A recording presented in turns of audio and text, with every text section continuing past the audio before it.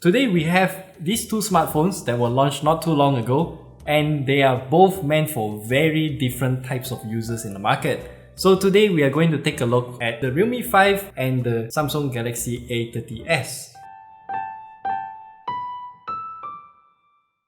So let's start off by talking about the core specs of these two smartphones. Firstly, the Realme 5 comes with a large 6.5-inch 720p display with an IPS LCD display, and for the Samsung Galaxy A30s, it comes with a 6.4-inch Super AMOLED display, and you have this under-display fingerprint scanner which you can see here. I'm personally not a fan of this, and I would still prefer a physical one on the Realme 5. The Realme 5 that we have here is also with a higher spec configuration, so this comes with 4GB of RAM and 128GB of storage, whereas the Samsung Galaxy A30s here comes with 4GB of RAM and 64GB of internal storage.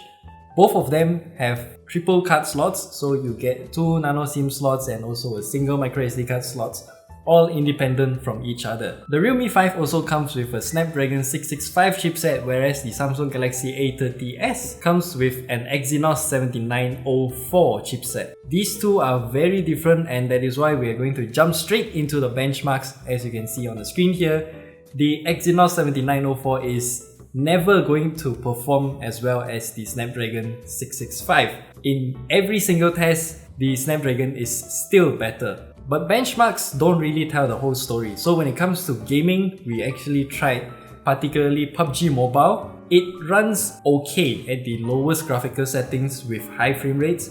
The Galaxy A30s is playable, we tried at Samhawk map, and I got a pretty good experience out of it. But the Realme 5 is performing slightly better, so the overall performance and playthrough is smoother than the Samsung Galaxy A30s. And then we should talk about the cameras too. So the Realme 5 comes with a total of 4 cameras.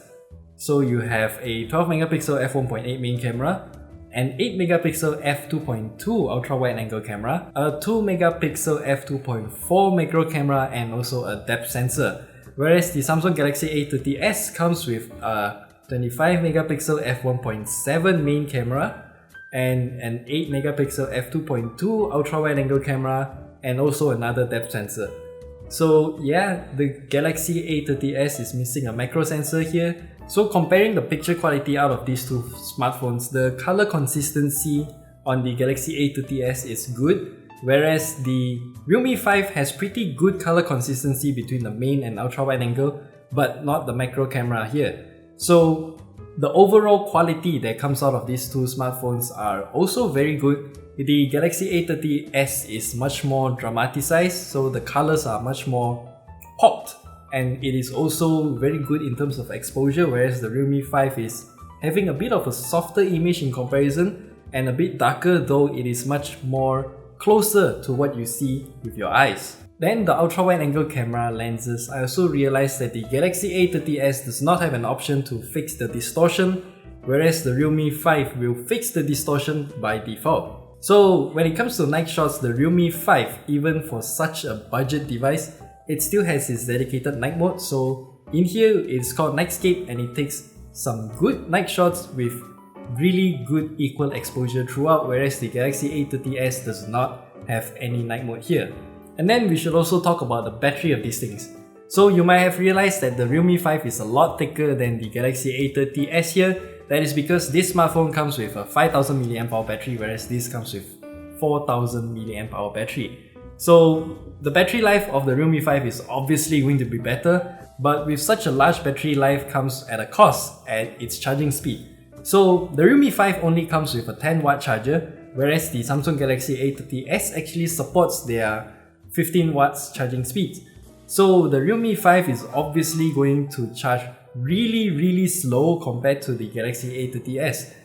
But the justification here is that the A30s is going to require you to charge every single day, perhaps 2 days, whereas the Realme 5 will only require you to charge once every 2 to 3 days. Before we end this comparison, I think that we have to highlight one very important aspect between these two phones.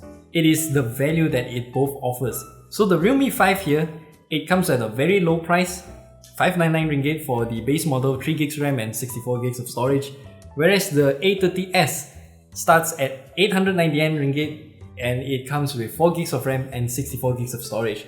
But the real value of the Galaxy A30s is in its software and ecosystem of what Samsung offers. Even for the Galaxy A30s, you get Samsung Pay, which is one of my all-time favorite software here. So I've already got it installed, but I have not set it up. So you can just swipe it up from the home screen and you get Samsung Pay.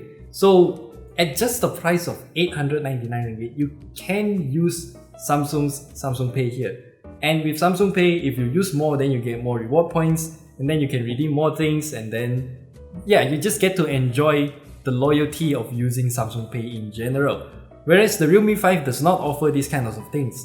So the main conclusion here is this: if you don't want to use any of the Samsung stuff here, then the Realme 5 is a okay deal. You can go that route. But if you just want to try something new like Samsung Pay or just convenience, then you can get the Samsung Galaxy A30s, because this is the cheapest Samsung phone that has Samsung Pay. So if you ask me to decide which one to take, I would say it depends to you on what you want to use with your smartphone, and that is why at the beginning of this video I said these two smartphones are made for two different types of users. And yeah, that is all for our comparison today. I hope you liked this video and we will see you in the next video.